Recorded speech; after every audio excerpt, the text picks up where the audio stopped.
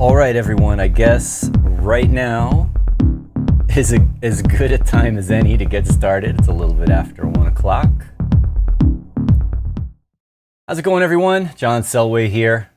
Just me today, no guests. And I don't know, trying something a little different. We'll see how it goes. Chat's already happening. Let's see who's in here.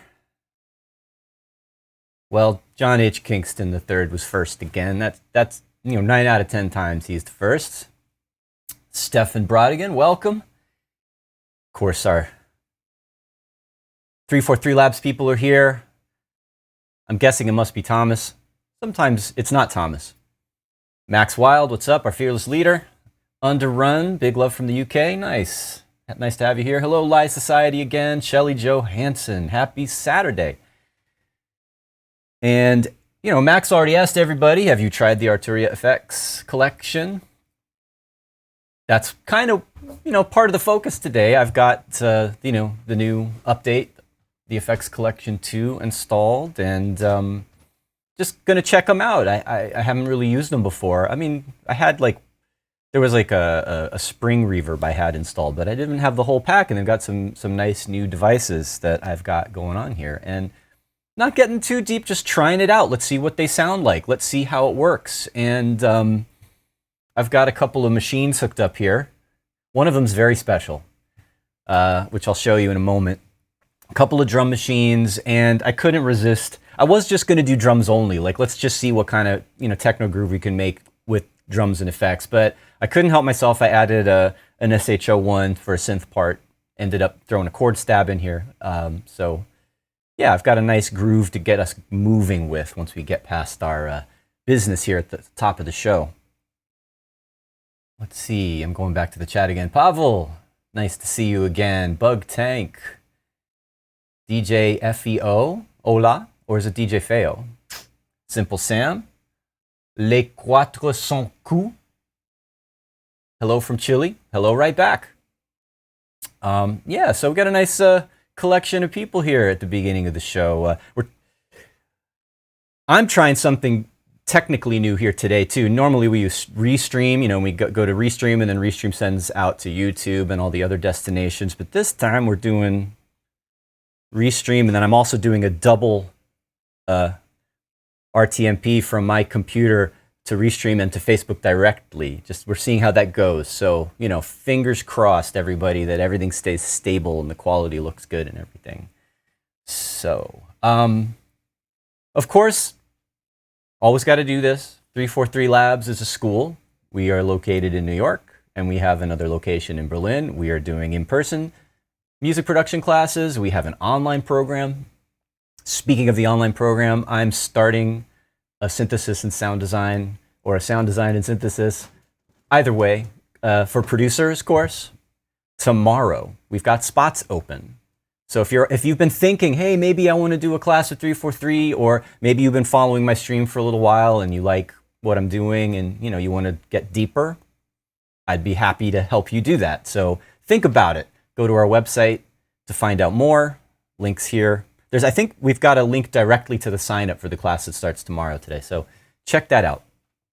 It would be really great if, even if just one of you decided to dive in, we'd really appreciate that.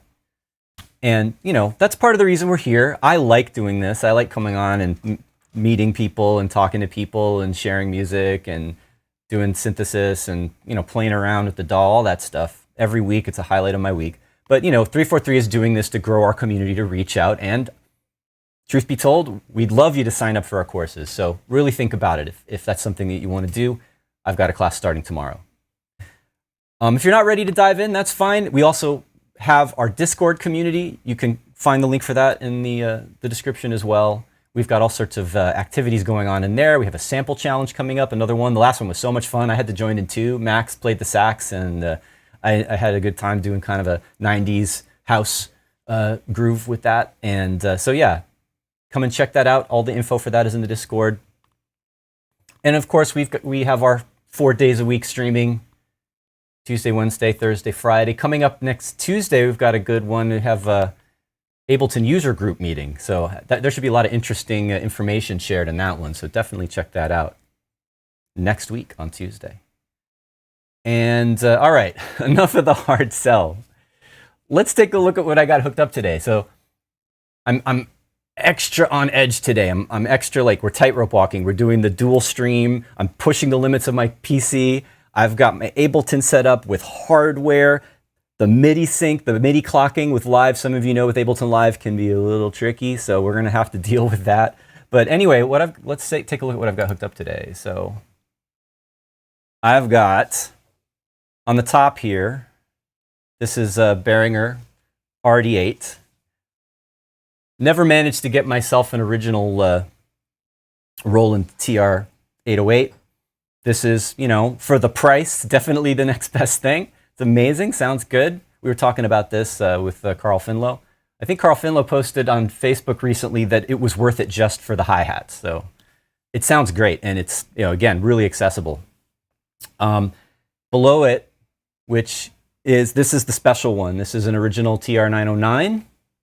And this just came back from getting checked up. You know, it turns out it didn't really need any service. It's in tip-top shape. But I've been holding on to this 909 for years. I must admit, it's not mine. It belongs to Christian Smith. But I took it over to a shop here in New York called Specs, run by William Burnett. And they took a look at it, gave it the go-ahead. I think all we had to do with the battery holder had to be replaced. And so, yeah, anyway, I think Christian's thinking about selling it. So before it disappears, I want to make some music with it. So that's one of the reasons I hooked it up today. And then also right here, even though I was trying to be sort of more drum focused, you can see from the title, I've got this SH01. You know, the Roland SH101 and now the Boutique SH01. It's one of my favorite simple mono synths with the built-in sequencer. It's so perfect for techno and electro. Let's see what this sounds like. Fingers crossed that, here, let's switch over here to, there I am, I'm back. Oh man, I was really almost sure it was gonna be out of sync when I started that up. And yeah, Pavel, well aware that Behringer has its version of the 909 coming out really soon.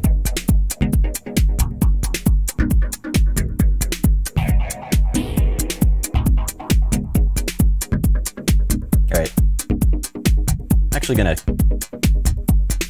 take out the SH01 for a second. So the whole point of this, well, one was to just play around with the drums, record some grooves. I wasn't even sure, like, style-wise, what was going to happen today. This is sort of the sketch I came up with last night and this morning, and started out a little harder and more distorted, and then pulled it back in, and now I'm going for this more kind of dubby, minimal groove that's happening. And Bug Tank just asks, did I hang out with Matthew Deere when he was in town? I haven't. I know him. I mean, we're acquainted from years ago, but that's just a. I just thought I'd throw that up there randomly. No, haven't been out much, honestly. Haven't been doing too much socializing quite yet. Still kind of on the take it easy, be careful socially coming out of this pandemic that we're still in, basically. So, all right. Underrun mentions Live. We were talking about Live's MIDI. It's pretty crap for MIDI clock. It's workable. You do have to do some workarounds to get it really solid. I'd love to have one of these external hardware clocks that uses audio to keep the sync really tight. For right now, though, you know, I've just got to mess around with the clock adjustments and the MIDI settings for Live, and so far it's doing all right. DJ Feo says style techno, of course. Yeah, techno, but you know, I always do electro as well. But today is a little more steady kick drum. And yeah, so the idea here is to start with these drums and then explore what the plugins sound like. So right now I have a bunch of processing going on. I'm actually going to go ahead. Let's see what this all sounds like if I take away all of the nice processing that I'm doing with the Arturia plugins. So you can see on the 909, I've got separate outs coming from the 909 from the RD8 into multiple inputs on my audio interface. I also have one of these Behringer Ultra Gain, these cheap analog to digital converters. It actually sounds good enough for this, right? Anyway, let's turn off all these plugins, and then we'll kind of go through and see what each one of them are doing. You know, and again, I'm not going to get super deep into like how to use EQ, how to use compression. There's other videos for that. Really what we're doing is having a listen, or what I'm doing is getting familiar with these plugins, what they sound like. And a lot of them are mainly it's emulations of analog stuff, of like existing hardware. And so far from what I hear, it's doing a really good job. And then there are a couple of plugins that are new, that have their own flavor, and that are more sort of modern and powerful and more flexible. All right, so everything is off. I can take the send away from that return that has this memory brigade echo on there. And the master, the bus force. The bus force is great. It's fun. It's a nice, plugin that has a bunch. It's like a whole nice bus channel strip that you can be creative with as well. So let's hear how unbalanced and dry it sounds. Right? I mean, it sounds like it's a clean 909 with some RD8 808 sounds on top of it. All right, so Underrun asks, would love to hear how you get the most solid clock out of live, as I'm constantly having to tweak my recordings. Workflow vibe killer. I mean, all right, I didn't want this stream to be like bashing live. I'm a live guy. I love using it. I teach Ableton Live courses at 343 Labs, as well as the synthesis class, but it is an issue. Like handling clock with live can be problematic. Let's look at that. Let's start with that, since I want to make sure that my clock's in sync, since I've got two machines. Now, there's probably a better way I could have wired it up. I kind of plugged these things in really quickly to just to get going. And the RD8 is using USB MIDI, which is probably a bad idea, because generally you'll get a more solid clock not using USB, because you're going to avoid any kind of jitter or data flow issues in the computer. Usually, not always. It depends on also the MIDI interface that you're using. So anyway, the RD8 is going directly with USB, and we can look at all the clock settings here. And then the TR909 doesn't have USB, obviously, the original one. It has MIDI and sync, and it has DIN analog sync, which the DIN cable, it's the same cable as a MIDI cable with 5 pins, although it uses the wires inside the pins have to be wired up fully, so not every MIDI cable works. And then it also has other types of another analog clock it can follow. But I'm using MIDI, and the MIDI's I'm using my Motu 828 ES interface MIDI out going into the TR909, and I've noticed it's not stable. And I don't know if it's live or my computer or the 909 that's drifting. Sometimes, and so what I have to do is go in here, turn the sync on, and then adjust the MIDI clock sync delay by a number of milliseconds to get it in time with live's clock. So, you usually do it with the metronome. Not sure if you're actually going to hear this metronome. Let me put it on and we shall see. All right. It's tight now. Someone give me let me know in the chat that if you hear that metronome clearly. Actually, it's a little off now. I can hear there's a little bit of difference between the metronome click and the kick drum. Let's solo the 909 kick. And I need to go into the 828ES MIDI out and adjust the delay. You can hear I have to pull it back there's a lot of latency here. And it's a combination of how the audio interface is set. I'm not using the smallest buffer size you could, just to be more safe with the number of plugins that I'm running. but now now I have it back to minus 84. And probably at some point in the rest of the show, it's gonna go off again. And it's kind of random. Cool. I can see you guys can hear the metronome, that's good. All right, so now the 909 is back in sync. It was drifting a little bit. Sometimes I'll stop and start again and it'll be off. It's kind of annoying, but it is a vibe killer, but I just work with it. Most of the time I don't use hardware, and a lot of the times I'm just adding one part at a time. And then so if often I'll just record the audio and then line it up afterwards, just with whatever, plugins and samples I'm using. All right, so that's in time. Let's see if the RD8 sounds pretty good. I'm gonna leave that one. Now I have to say, sometimes it's cool to have two different drum patterns slightly out of sync because it changes the groove a little bit. All right, Simple Sam is asking what is pattern in those settings. So it has to do with how the clock starts. It's been a little while, but you have either song or pattern, and I think it has to do with how the clock restarts once you stop. I mean, let's try it and see if there's any difference.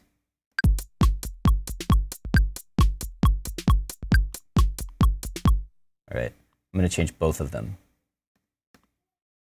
All right, so I'm going back to the first beat by hitting the stop button.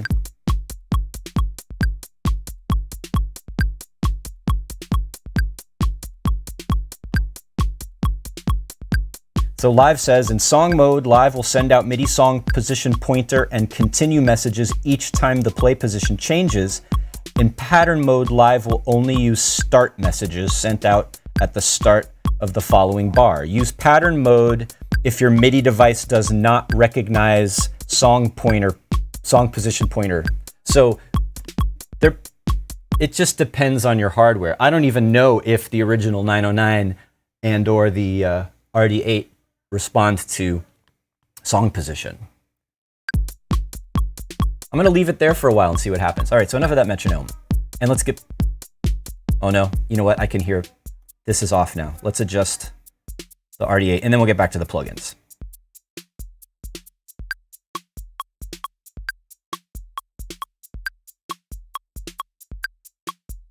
That sounds better.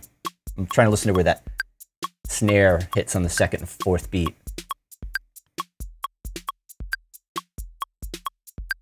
All right, enough of that metronome. Great. All right, so starting with the 909 kick, which is great. It's just such a classic, punchy, powerful sound all by itself, but, really needs to be processed, EQ'd, compressed, saturated to get the most out of it. So I just started. This is the Citrol 295.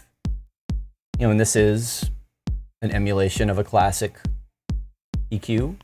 It sounds really nice. I literally just threw on this sweet bass drum.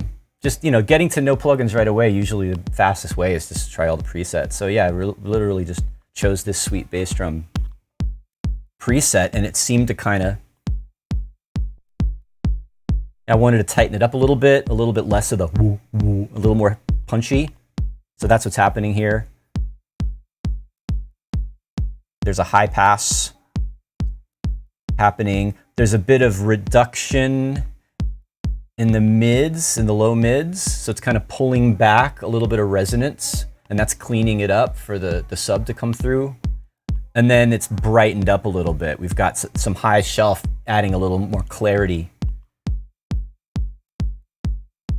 And sounds good to me. That's why I didn't really mess with it. I thought, all right, this is cool. I'm gonna keep that.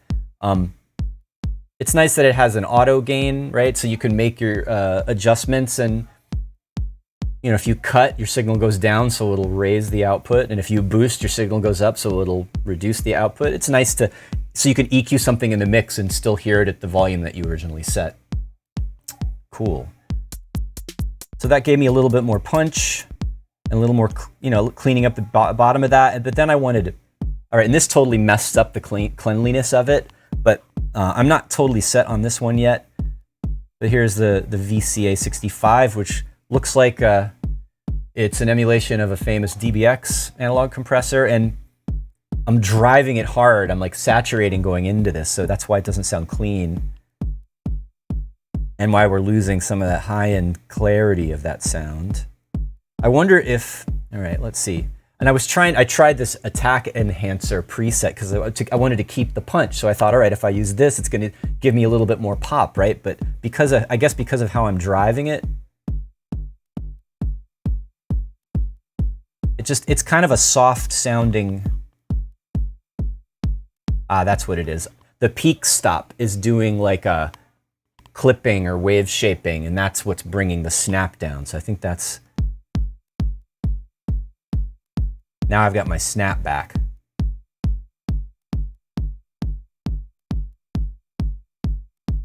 So I like that a little bit better now. I'm giving it a little bit of thickness. It still sounds like it's driving just slightly, but it has a nice clean snap on it.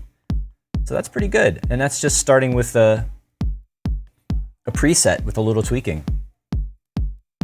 And it has a nice, warm analog tone to it. And we all know, if you're familiar with Arturia, Arturia is known for really good analog emulation, especially with synths. Now they're getting into the effects. Simple Sam talking about patterns. It's usually best to leave it on pattern, I find, especially with the older hardware. I would agree with that. I think more often than not, the sequencers in these old machines won't do the song. They will do the pattern. We'll see if this falls out of sync when I stop and start eventually. All right, so let's look at the hi-hats. Now, the first thing I did is I mean, in lots of different genres, but especially in techno and electro, I love putting modulation effects on hi-hats. So the first thing I did was try out this BL20 flanger. And in this case, I didn't start with a preset. I just threw it on there, slowed down the rate of the modulation, which here, it's where it says auto. This is an LFO, just sweeping the delay time up and down. Playing around with the regeneration, you're gonna get that feedback happening. You're gonna hear more of a tone happening. If you want it to be more subtle, you'd bring that back. And, again, this is another nice emulation of a classic analog flanger. And it sounds really cool. It's funny that you mentioned the rack ears underrun. I tend to kind of agree a little bit with Whitesy. I don't know if any of you guys know this YouTuber that does he does the snake oil videos and things like that, where he looks at a plugin and sees if it's really good or if it's just whack. He is super against these types of designs that try to emulate the hardware, because sometimes, not always, but sometimes it just doesn't work well. It's not so great for like a screen mouse clicking format. This is a design that was intended to be, to reach out to grab a knob or to flick a switch. And it looks cool, but it sometimes doesn't work well on a screen in terms of efficiency and workflow when you're using a mouse or a trackpad. So, nice. Yeah. Underrun says, yeah, pointless but pretty. I agree. Let's get back to the hi-hat. Okay, so just a nice stereo spread. The left and right channels are out of phase a little bit. It makes it sound like it's kind of spinning around in space. And when I bring up the decay on the hi-hat on the 909, it starts to fill out a little bit more. But it does have some kind of low, I wanted it to be cleaner and sharper. It's a little bit low frequency heavy for this mix, I think. So went back to the Citra again, or Citral. I think this is my favorite, one of my favorite plugins of this pack. I wish it has a nice analyzer. It's great to combine our visualizer with a vintage style effect. This is great, that adding modern details to the vintage style is great. But, you want to be able to grab this and drag it up and down. There's no controls on the visualizer. It only shows you the EQ curve and the spectrum. So maybe they can update that, but it's easy enough to use. I wanted to get some of the unnecessary lows out of there, thin it out a little bit, can change.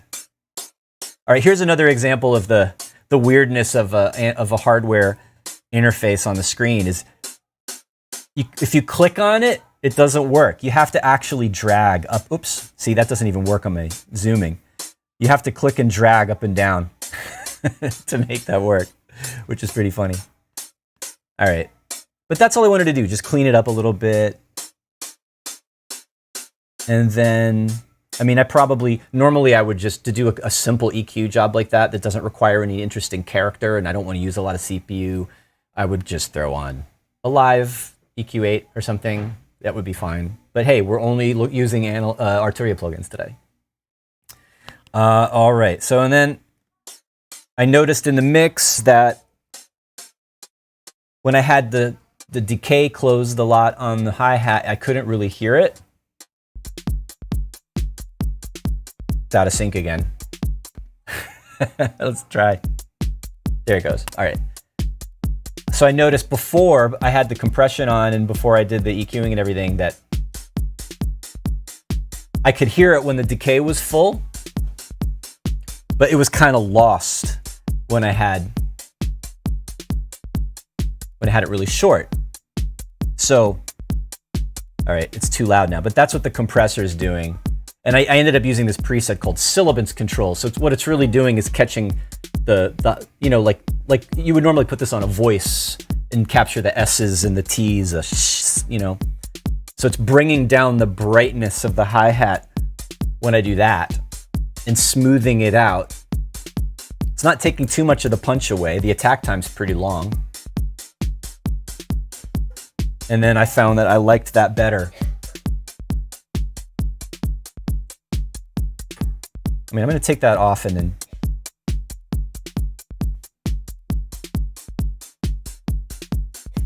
it made more of a difference when I had all the tracks playing. Like right now you can hear it a little bit better, but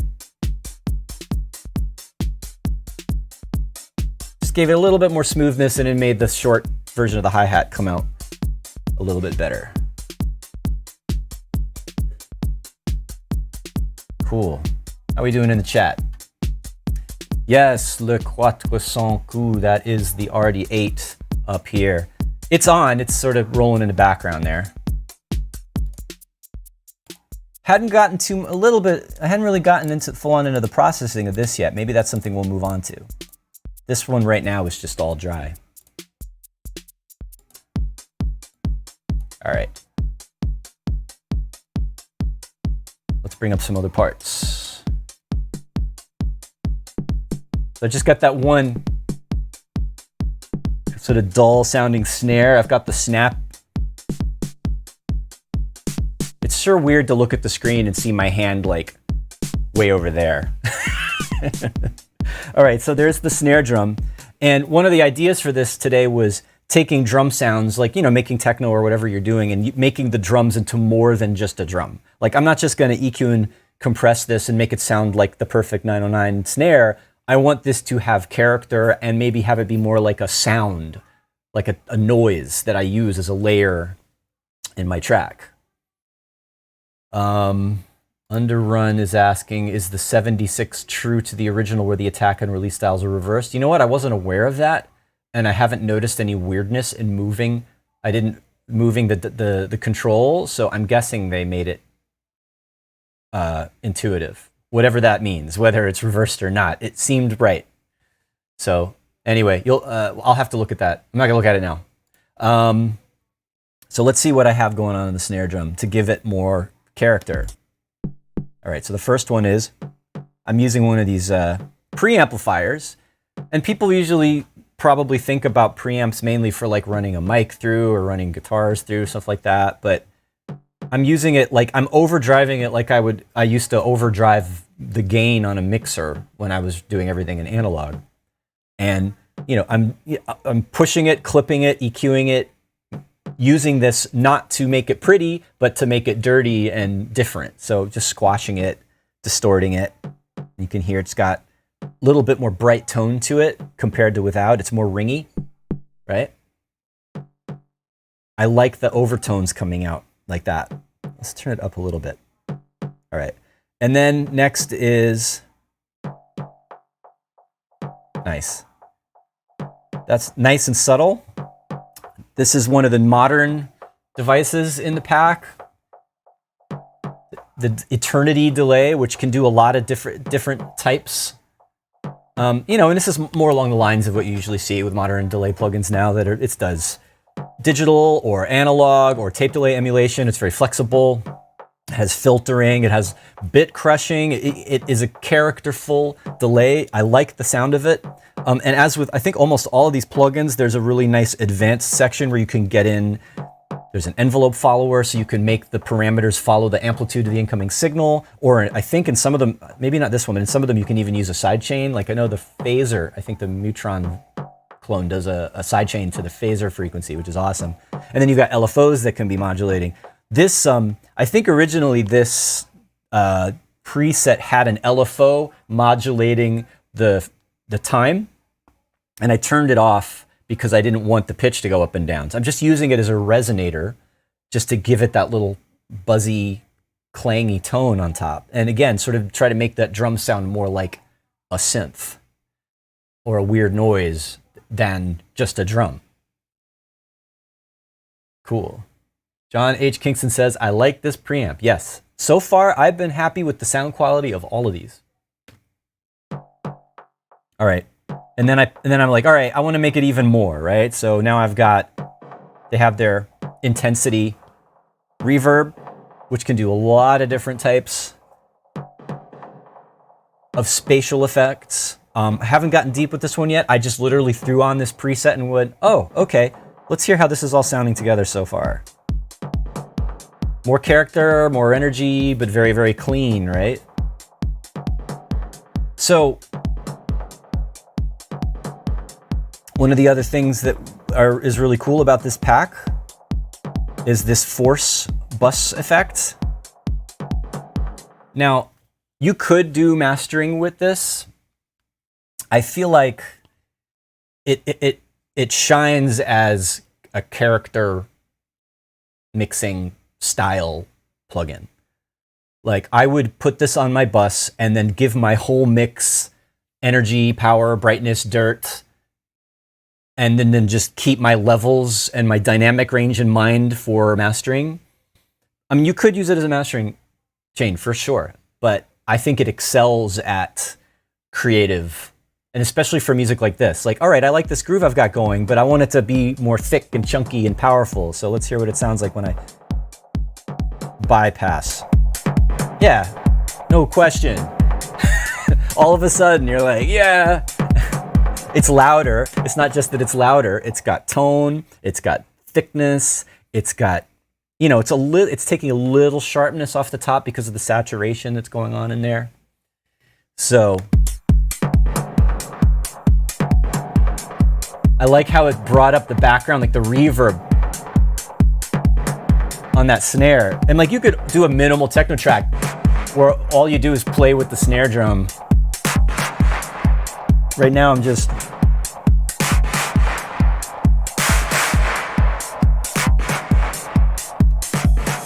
got the ride cymbal in here. I don't remember if I processed the ride yet.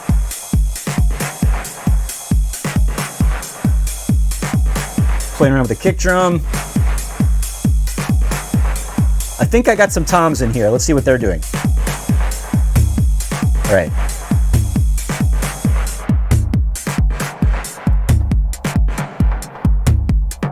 All right, bring it back down. That's too much on the toms.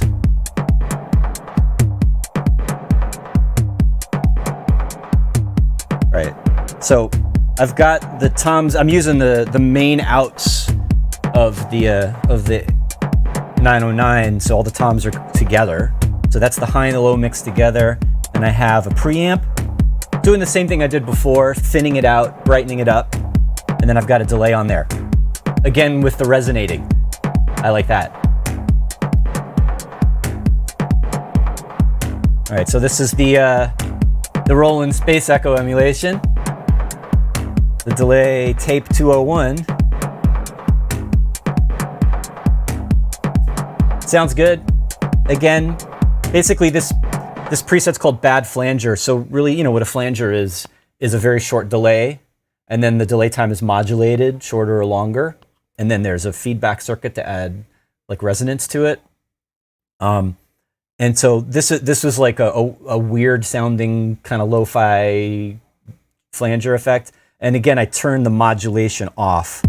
You can see right here the LFO is set to rate left, right. Let's see what happens if I turn that on. I'm gonna turn the rate down to like 4 bars, or I think 8 bars. It's gonna be really slow.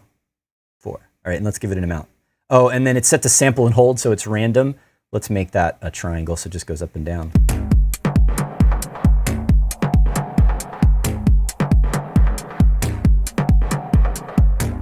Now it's working.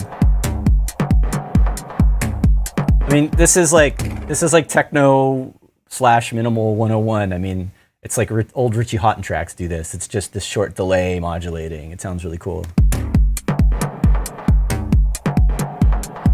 Let's see what happens if I increase the intensity. Woo!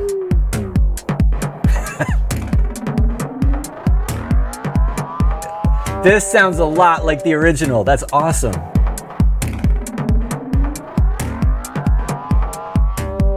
What?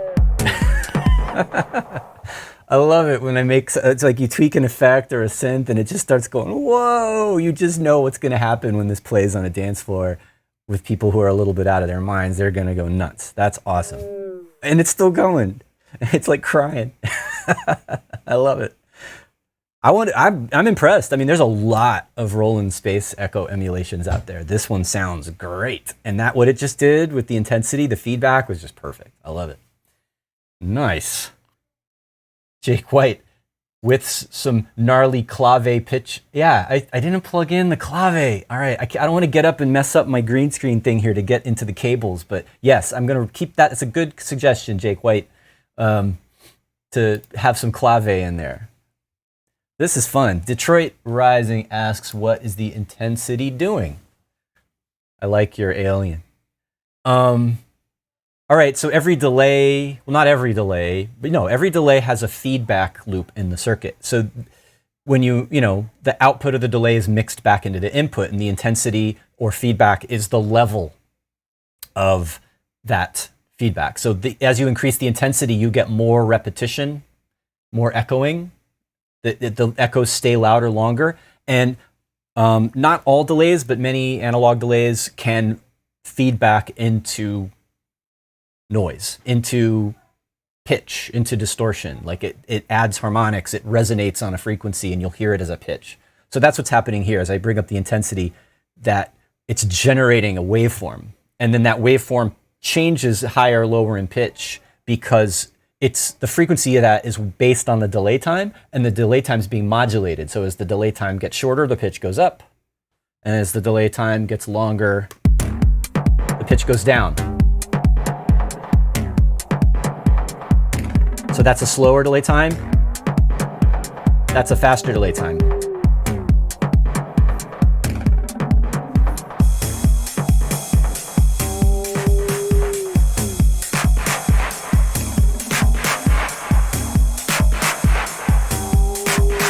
Now it's a little weird. All right, bring that back.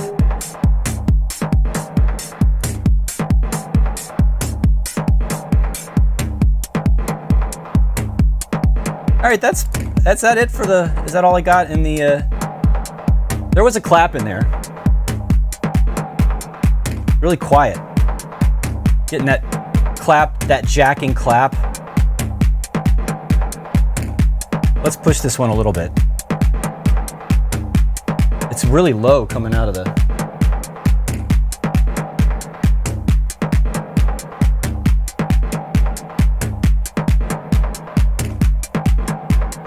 I'm checking my... Aha. There it is. It was pretty low on my the input of my converter.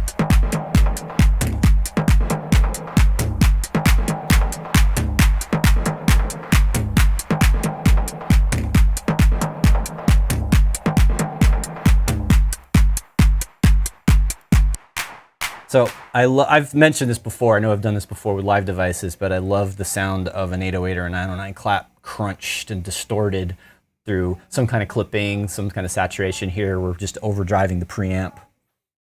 So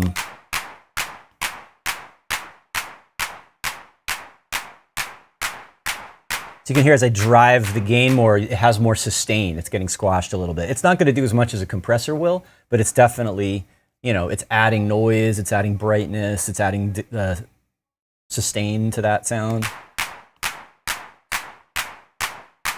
It's hard to hear the difference in the transformer on higher frequencies. That's definitely going to be more apparent on a fuller or a lower sound.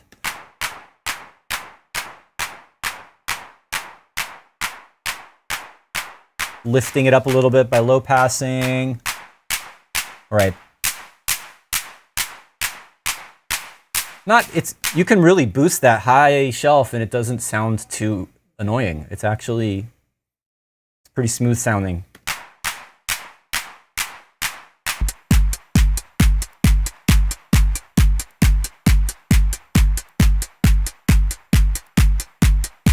Okay. Abe Duque is in the house. What are you trying to say, Abe? Let's look at it in the context of this is a normal sized. Yeah, this is closer to the camera. So it's just that the RD8 is up higher, closer to the camera, and it's a wide angle lens, so it's blowing it up. So this is a huge RD8, that's right.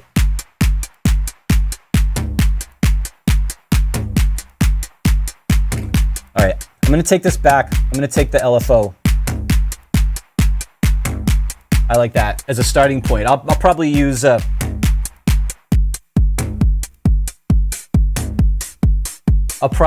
automation on these effects when I get around to arranging this.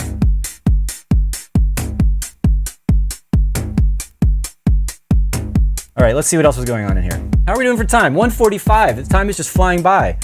I got to get some of this.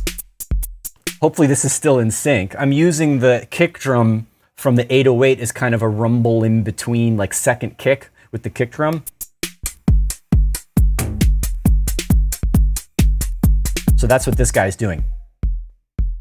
And no, it sounds good right now. It's already being processed on the bus with the bus force. It's already getting squashed and saturated and hyped up a little bit.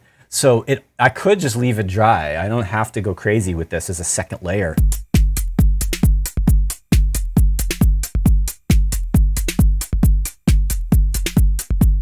I don't know, let's do something to it.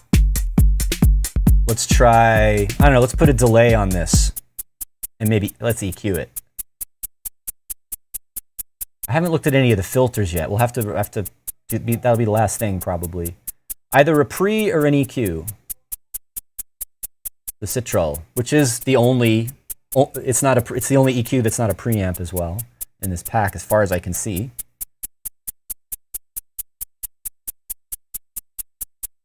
And I'm gonna just trust my ears. Let's just see. This sound has a really harsh high end, so I feel like rolling off the highs a little bit is good. Sounds a little cleaner right there. And then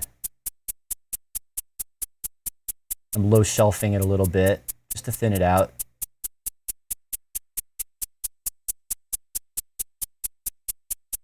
That's okay. Auto gain. I mean, was that necessary? I don't know, but it seems like it just pulled it back a little bit, cleaned it up a little bit.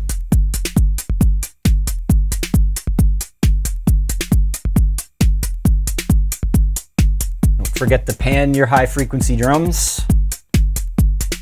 All right, and let's go back to a delay. Eternity, Memory Brigade, tape. If you want a clean delay, it's gonna be Eternity. the Memory Brigade and the Tape 201 are definitely going to have a little bit of that crunchiness to it. So let's throw on the Eternity. Although this can have filtered, crunchy delays too. Let's see what the presets offer us. Drum glitcher? Why would I put that on a shaker? Is it even doing anything? Whoa. Ooh. I was thinking something more like this that added a little bit of rhythm to it. This is a useful feature that every plugin with a dry wet should have a lock that keeps your dry wet balance between loading presets. I like that. Just that already is great. I'm not even going to mess with it. Adding variation to my simple shaker. All right, Abe. Bug Tank is asking, are you recording this all into live at the moment? I should be, shouldn't I? To be honest, I thought about doing that. I didn't want to stress out my computer with a bunch of tracks recording at the same time while I was loading in all these plugins and doing a live stream at the same time.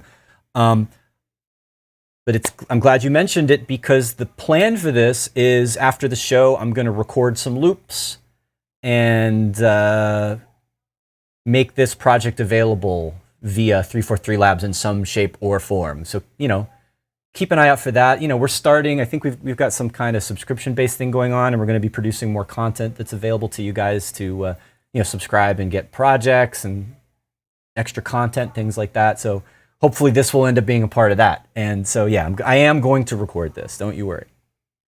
Nice. Initial mentions, yes, I love those locks on the dry wet. D16 has it as well. Yeah, and then there's some Native Instruments effects that I like to use that do that, which is great. Like, I'm blanking on which one it is now. One of the crazy reverbs that they have. All right, so I've got something going on my shaker to jazz it up a little bit. How are we doing for time here? 150. I have to say, now that I switched over to the song-based sync, it's been staying pretty good. I haven't had to adjust the delay. Let's see what we can do for this snare real quick.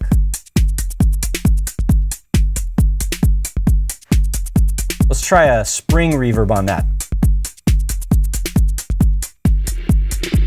Haven't even loaded that one up yet. Classic, really, that sounds like a real, spring. That sounds like the spring that you'd hear on a classic 70s dub or reggae production. I love sounds like this. This is great. I'm happy. I almost like it, just the purity of that is great, but it's all in mono now, which is totally vintage specific, like old reverbs were mono, but can it go stereo? I guess I would need a stereo input maybe, I'm not sure. Not sure what these inputs do. Never looked at this before. Let's try some other presets.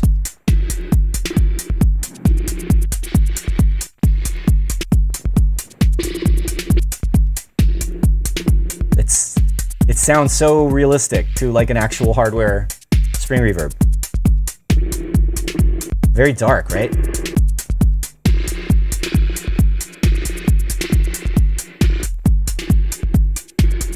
All right. Let's do this. Let's have some fun with this. I'm going to try the flanger on this.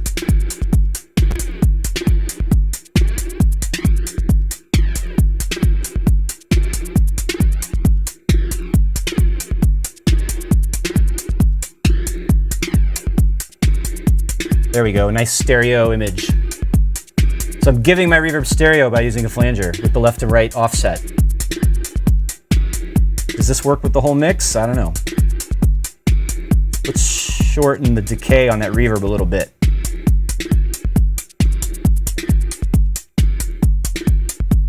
It's funny, like a spring reverb doesn't behave the same way as like what you'd expect from an algorithmic reverb.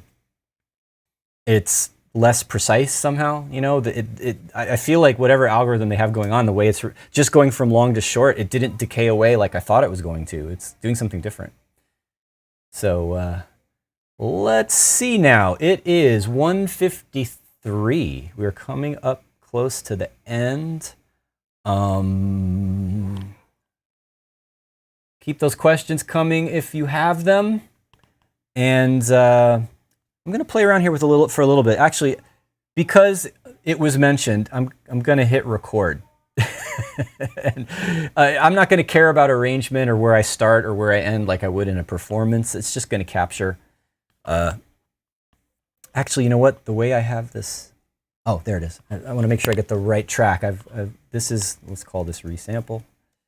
And I'll just do it right here in the arrangement view. It doesn't have to go into the session view. I mean, in the session view, it doesn't have to go in the arrangement view. Looks all right. I have a limiter on, so it shouldn't peak.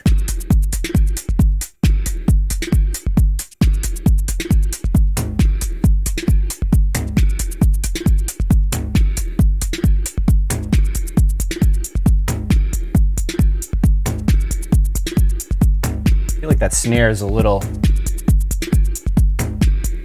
much. I think at the beginning of an arrangement, I'd want it to be more like this. Usually I'd be multi-tracking all this, and then I could go in and arrange each part however I like. I like that variation with the modulating delay on the shaker. It's cool. But the maracas, or the shaker, shares a channel with the hand clap. Let's see what that sounds like. A little messy, but kind of cool.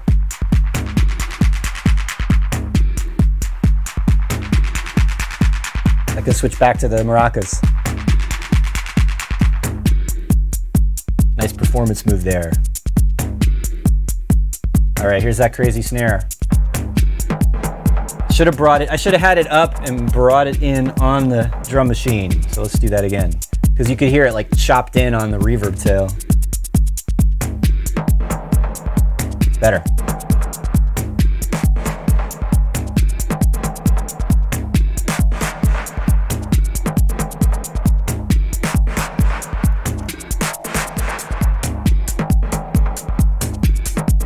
Could have done that little transition a little more smoothly.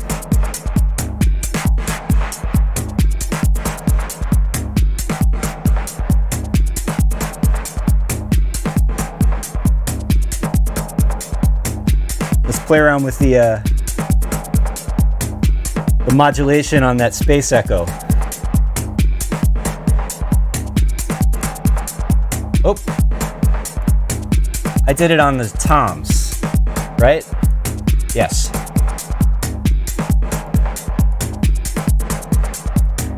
Increasing the intensity so it's ringing out longer.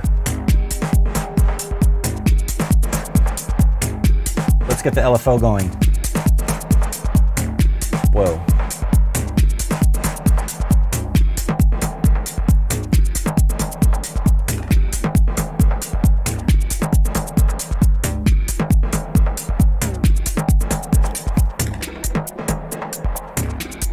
There we go.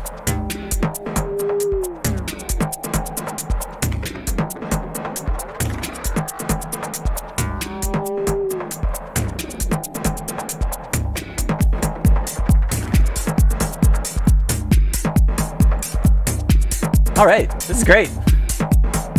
I'm feeling it. Simple, old school vibe for sure. All right, just stopped it.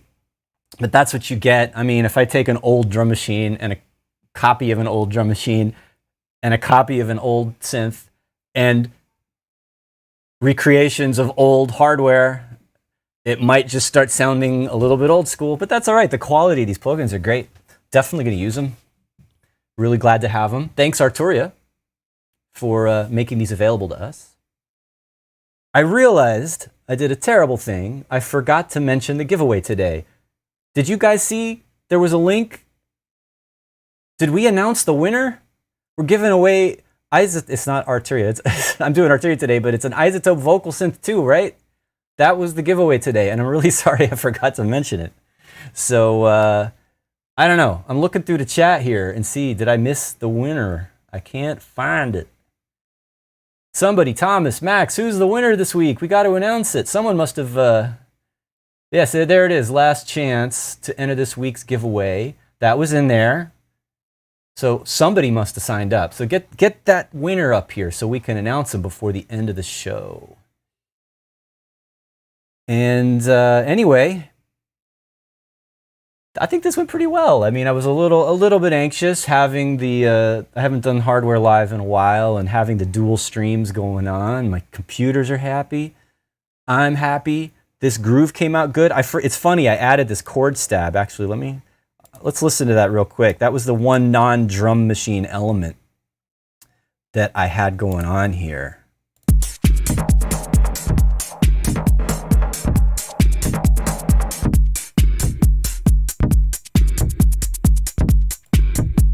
So that's the SH01.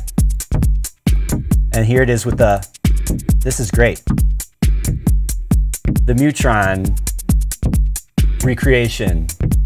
The Bitron, it's a dual Mutron. Really nice phaser. And then we have a nice, very good emulation of the Juno 6D/106 chorus circuit. And then I had this also going through the return that has the Memory Brigade. And that's gonna give us the dub echoes. I really like this vibe too. I feel like I have two different directions for this track. I have the one more tweaky, weird one, and then I've got the deeper dub chords version. Aw, Abe, you're such a sweetheart. I said I feel good, and he said you look good too. And if you don't look good, you don't feel good. Isn't that what was the guy on Saturday Night Live way back? Was Billy Crystal had a character? Anyway, dating myself. It is 2 o'clock. And that is all. Thanks for hanging today. This was fun. I got a couple of, at least one, if not two track ideas out of this. And as I mentioned, these are going to, at some point in some form, be available. So keep your eyes out for that.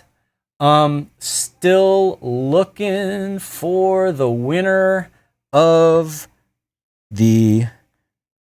All right, I want to hang on here. I need the winner. We need the winner for the giveaway. I'm going to have to hang on here for a minute and check out the chat and talk to you guys before I say absolutely goodbye. Luminous Cloud asks, Professor Zoid, I like that. That's what I should call myself for the electro shows. Can I get a tutorial from 343 on how to bang the box? Yes, we could do that. I know you're fooling around here, but yes, banging the box is something we can do. Whatever that is. All right. No, I know what you mean, I think. All right. Finally, official word here from 343 Labs. Congratulations to this week's giveaway winner, the Real Kingsman. We will be in touch with you shortly via email with your prize details. That's it. I'm going to say goodbye now. Thanks, everybody, for hanging out with me today and doing this little groove thing with the drum machines and these great new plugins from Arturia. Thanks again to Arturia for making these available. And thanks to Isotope for sponsoring our giveaway. Congratulations again to the winner. Please, if you're thinking about it, if you're looking for, I want to do a course with synthesis and sound design, and I want to make cooler sounds, and I want to understand synthesis better, and I want to even make my presets work better. And if you like, you don't have to be a techno person, but it'd be great to have a student in my class who's doing techno and doing what I'm really passionate about. The class starts tomorrow. It's 1:15. It's an hour and 45 minutes. It's 12 sessions, so it'll be 12 weeks. And link is below. So take a look at that. Think seriously about it. Check out our Discord. Join the sample challenge. It's fun. And come back this week, starting on Tuesday, with the Ableton user group for Techno Show. That's it. That's all. See you next time. Adios.